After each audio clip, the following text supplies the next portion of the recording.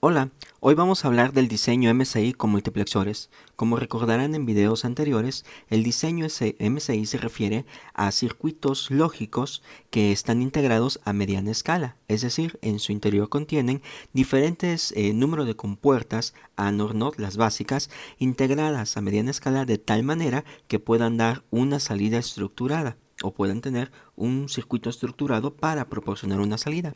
En este caso tenemos los multiplexores, cuya característica es que solamente tiene una sola salida. A diferencia de los decodificadores que tienen varias salidas pero solamente una activa, este solamente tiene una sola salida. Pero veamos la teoría detrás de los demultiplexores. En este ejemplo tenemos un multiplexor y un demultiplexor. El multiplexor tiene una parte del circuito a la cual nosotros la conocemos con el nombre de selector. Vamos a ponerle en esta parte inferior el selector.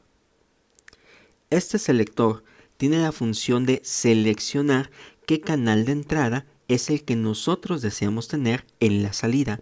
Por ejemplo, si yo le doy la combinación 00, quiere decir que se va a seleccionar el dato 0. En este caso, la entrada A. La entrada A va a pasar a través del circuito que él está seleccionando y la vamos a obtener aquí en la salida. La salida equivale ahora a la A. Ahora, ¿qué valor vale A? No sabemos. Nosotros pudimos haber conectado a la A un 0 lógico y por lo tanto la A podría valer un 0. Pero si nosotros le decidiéramos conectarle un 1 lógico, entonces la salida tendría que valer un 1 lógico. Por eso es que decimos que la salida es una variable. Depende de lo que tengamos en la entrada, es lo que nosotros vamos a obtener en la salida. Ahora, el demultiplexor tiene la operación contraria. Mientras que un multiplexor de muchas entradas nos produce una sola salida, el demultiplexor de una sola entrada nos va a producir muchas salidas. En este caso, también tenemos una parte del circuito que llamamos selector, de tal forma que si yo selecciono, por ejemplo, 0,1, el selector va a girar y se va a colocar en 0,1, porque este sería la combinación para el dato 1. Y lo que nosotros tendríamos en la salida sería entonces ahora la variable A. Si A valía 1, en esa salida tendríamos un 1. Si A valía 0, en esa salida tendríamos un 0. Ahora, el circuito o el símbolo de este circuito es el siguiente y consta de las siguientes partes. Tenemos unas par de entradas o unas entradas llamadas selectores o selectoras. Tenemos también unas entradas que es donde nosotros vamos a conectar los datos, es decir, en las entradas. Y tenemos una salida. Ahora, ese es un símbolo ideal, un circuito ideal. Sin embargo, también tenemos algunos circuitos que también contienen la siguiente entrada. Y esta entrada nosotros la conocemos como la E o la entrada H. En videos anteriores ya habíamos hablado de esta entrada. Se le llama habilitador, que si tiene un valor de 0, hace que el circuito simplemente no lea las entradas, que no funcione. Pero que si tiene un valor de 1, entonces el circuito va a leer las entradas. Ok. La tabla de verdad de este circuito es la siguiente. Y decimos que también tiene su tabla de verdad por la siguiente razón. Las entradas son los selectores. Y si tenemos la combinación 0, 0, lo que se va a seleccionar es el dato 0. Si tuviéramos la entrada 1, 0, se va a seleccionar el dato 2. Observen esto. En videos anteriores habíamos dicho que las salidas tendrían el nombre de la M o que las entradas, al ser varias, tendrían el nombre de M. En este caso está cambiando el nombre. Se le llama D porque es el dato.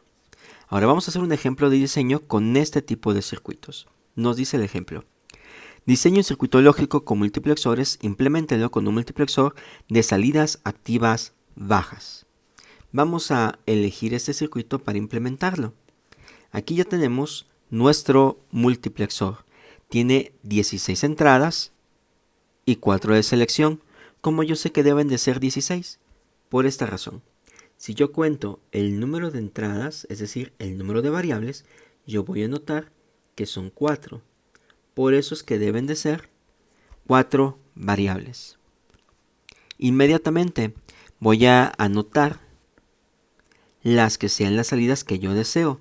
En este caso, el min término 2 va a valer un 1, el min término 4 va a valer un 1, el 10, 11, 12 y 13. 10, 11, 12 y 13. Mientras que todas las demás van a valer un 0. Así le acomodamos a todas las demás que no se están utilizando, van a valer un 0. Ahora nos dice, impleméntalo con un circuito multiplexor de salidas activas bajas. Esto quiere decir que la salida tiene una pequeña bolita. Esto nos quiere decir que es salida activa baja. Para volver una salida activa alta, le tenemos que conectar una compuerta NOT. Nuestra resistencia y nuestro LED. Y así tenemos implementado ya esta solución. Lo podemos hacer de otra manera, podremos conectarle el LED de manera directa, solamente de forma invertida. También podremos tener esa salida. Y ya terminamos nuestro diseño del circuito. Es mucho más fácil que cuando se trabajaba con el decodificador, más fácil que cuando era MapasK y definitivamente mucho más fácil que cuando era álgebra booleana. Entonces, ¿por qué no todos los diseños se hacen de esta manera? La razón es muy sencilla. En el interior de este tipo de circuitos, que es a mediana escala de integración, hay diferentes compuertas, una gran cantidad de compuertas, pueden ser de 50 a 100 compuertas. Sin embargo, estaríamos desperdiciando una gran cantidad, porque lo único que deseamos son estas salidas. Entonces, ¿cuándo sí se tiene que utilizar este tipo de circuitos?